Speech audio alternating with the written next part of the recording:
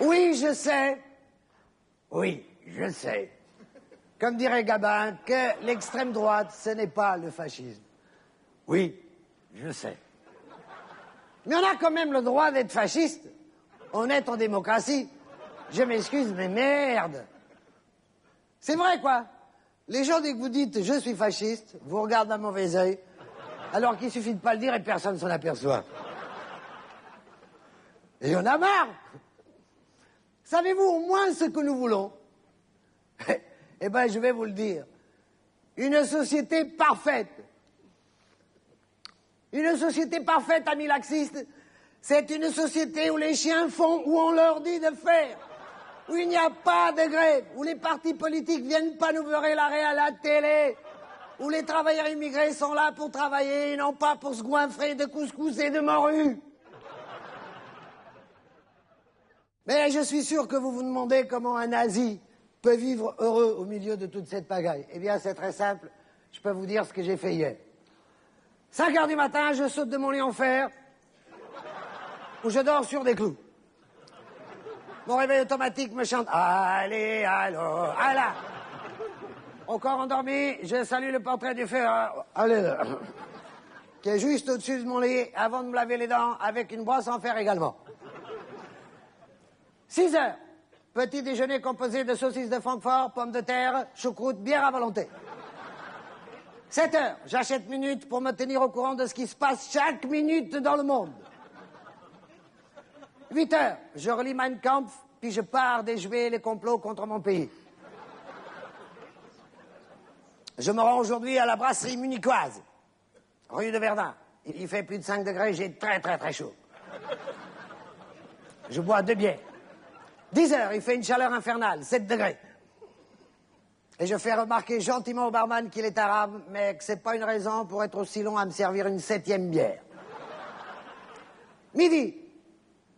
Après avoir entendu dire du mal de la France dans cette brasserie, je rentre chez moi écœuré. 1 heure.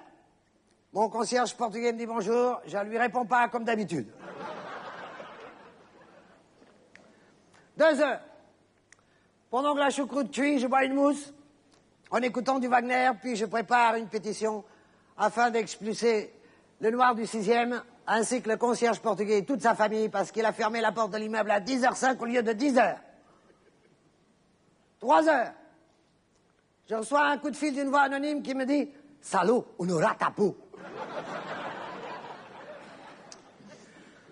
Je suis sûr que c'est le noir du 6e, sur la porte duquel j'ai gravé une croix gammée à la hache hier soir.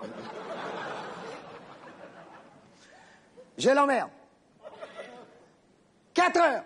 J'insère mes bottes d'officier allemand SS que j'ai achetées au puce, puis je mets mon manteau de cuir avant de me rendre chez le tatoueur. 5 heures. Il est exactement 5 heures pile, je rentre chez le tatoueur pour me faire un tatouage du Führer sur l'omoplate droite. La séance commence. Bzzz, au bout de 5 minutes, les douleurs sont intenables, mais je serre les dents sur le boulot de ma canette. L'amour du Führer demande beaucoup d'abnégation. Tout d'un coup, horreur! Horreur, je m'aperçois que la chaîne que le tatoueur porte à son poignet est gravée de son nom, Lévi.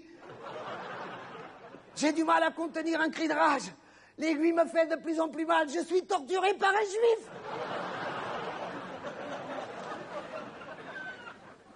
Pourvu qu'ils ne s'aperçoivent pas de mon admiration pour les Allemands. Il me dit, si vous voulez, je peux vous faire une Himmler sur l'omoplate gauche. Ah, l'enflure. 8 heures. Je ne peux plus bouger mon bras droit. Les douleurs sont insupportables. Je prends le métro. 10h05. J'arrive à 4 pattes devant la porte de mon immeuble. Elle est fermée. Et j'ai oublié la clé, merde. Et ce compte Portos qui a fermé à l'heure. Fou de rage, je balance des coups de tatane dans la lourde, mais il fait semblant de ne pas m'entendre. L'enflure. Minuit. Je tombe de fatigue et de sommeil, je me couche dans une poubelle. 4 heures du mat, j'ai des frissons. J'entends la porte qui s'ouvre. C'est le noir du 6e qui part au boulot. Je hurle, laissez la porte ouverte. Il me dit, je ne réponds pas aux gens qui me parlent d'une poubelle. Et paf, il me claque la porte au nez, quel salaud! Les gens de cette espèce-là, il faudrait s'en débarrasser une bonne fois pour toutes. Il y a trop d'étrangers dans le monde.